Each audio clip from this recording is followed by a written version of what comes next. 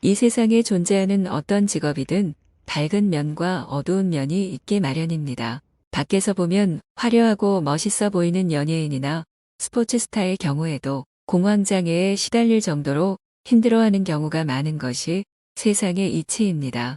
무역직의 경우에도 분명 어두운 면이 있습니다. 첫째, 문제가 많이 발생합니다.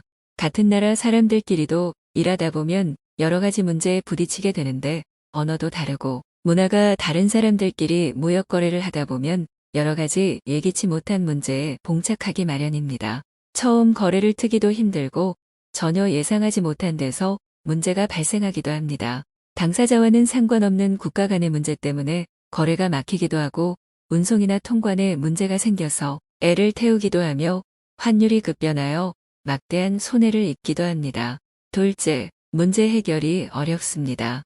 국내 거래는 물건에 이상이 있을 경우 반품을 하거나 교환할 수가 있지만 무역 거래는 반품이나 교환을 통해서 문제를 해결하는 것이 현실적으로 어렵습니다. 결국 손해배상을 청구하는 클레임을 통해서 문제를 해결해야 하는데 클레임이라는 것이 서로 합의하기가 힘들고 상당 기간 줄다리기를 해야 하는 경우도 많으며 끝내 합의에 이르지 못하고 거래 관계가 끊어질 수도 있습니다.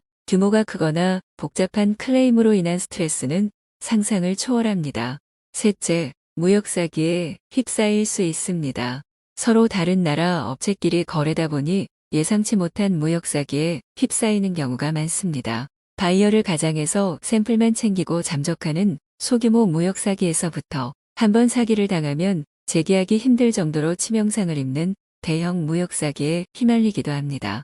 무역 사기는 리스크 관리 능력이 떨어지는 중소기업에서만 당하는 일이 아닙니다.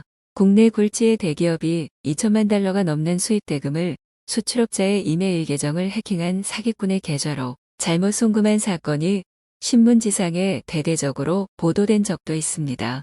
날이 갈수록 치밀해지는 사기 수법 앞에 누구도 안전하지 않습니다.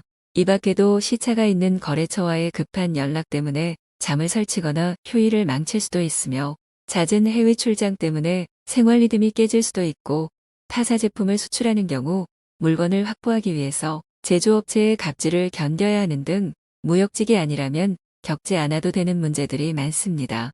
이 세상에 100% 좋기만 한 직업은 없습니다.